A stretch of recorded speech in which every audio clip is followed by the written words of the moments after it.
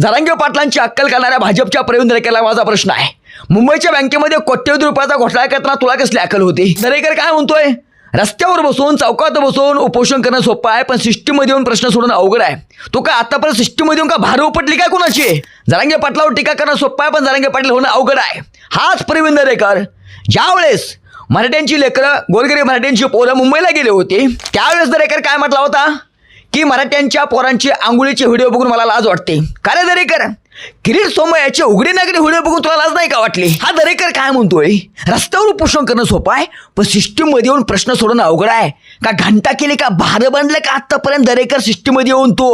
हा, हे फडणवीसांचे पाळीव कुत्रे आहेत. ह्यांना भुंकायचं काम आहे फक्त. हे फक्त सोललेत भुंका.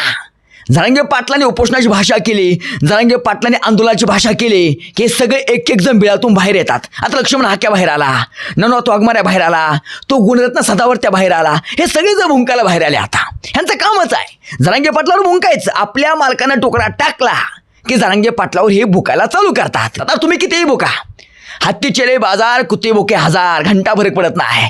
आणि घंटा आम्ही उघड उघड बोलतो, काय भार बांधायचं ते बांधा, काय करायचं ते करा. हा दरेकर ह्याची भाषा अशी आहे जणू काय अमेरिका ह्या दरेकरला विचारून प्रश्न सोडवतो असं बोलतोय सिस्टीममधलं. म्हणे का सिस्टीम ह्यांना समजते का? सिस्टीममध्ये यावं लागतं का? सिस्टीम काय फक्त भाजपवाल्यांना समजते का? आम्ही काय भोकाशे आहेत का? आम्ही काय मूर्ख आहेत का? आम्हाला काय अक्कल बिक्कल नाही आहे का? गुत्ता घेतलं का भाजपनं सिस्टीम? सगळं सिस्टीम भाजपला समजते का? जरांगे पाटलांच्या विरोधात ही सगळी भांडकुळं आता एक झालेत.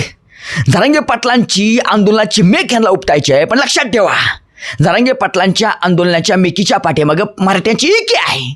त्यामुळे मेक उपटणं तुम्हाला सहजासहजी शक्य नाही. जपता प्रवीण दरेकर जरांगे पाटलावर टीका करत असेल, जरांगे पाटलांची अक्कल करत असेल, तर मराठ्यांच्या पोरांनी ऐकून घ्यावं का?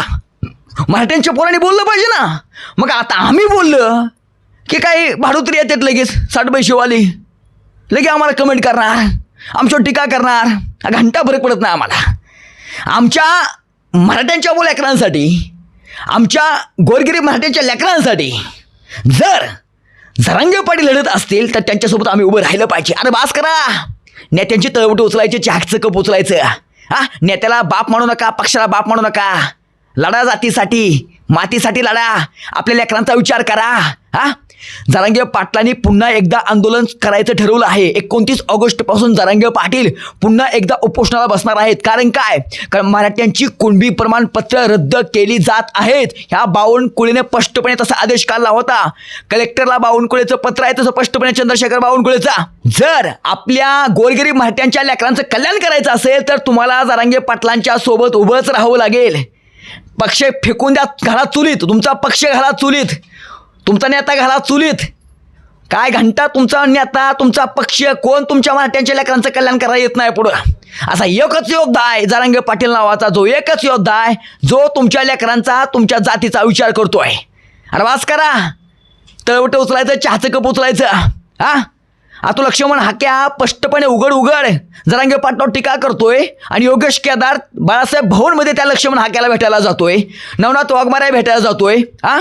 योगेश केदार, तुम्ही मराठा समाजासाठी आतापर्यंत तुमचं काही योगदान होतं आम्हाला माहीत आहे. योगेश केदारनं त्या ठिकाणी पोती घालून त्या ठिकाणी वनवास यात्रा काढली, आम्हाला पण माहीत आहे चांगलं.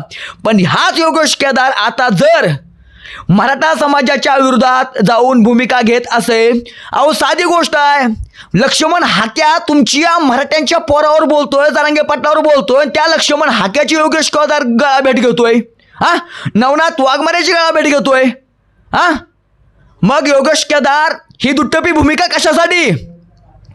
शिंदे गटाचं मिंदे आहेत का तुम्ही? अरे राजकारणात येऊन जर तुम्ही जातीच्या विरोधात जायचं काम करत असाल तर तुमचा निषेध आहे. राजकारणात येऊन प्रवक्तेपद घेऊन जर तुम्ही जातीसाठी काम केलं तर समाज तुमच्या पाठीशी उभं राहणार आहे. पण जर तुम्ही राजकारणात जाऊन तुमच्या राजकीय स्वार्थासाठी जर मराठा जातीच्या विरोधात जायचं तुम्ही काम करत असाल तर योगेश केदार, मराठा समाज तुम्हाला कधीच माफ करणार नाही. पाटलाची अक्कल करायच्या अगोदर प्रवीण दरेकरनं आपली स्वतःची अक्कल तपासून बघावी. आपण केलेला मुंबई बँकेतला भ्रष्टाचार चेक करावा. किरीट सोमय्याचं उघडं नागडं व्हिडिओ बघावं, मराठ्यांच्या आंघोळीचं व्हिडिओ बघायच्या अगोदर.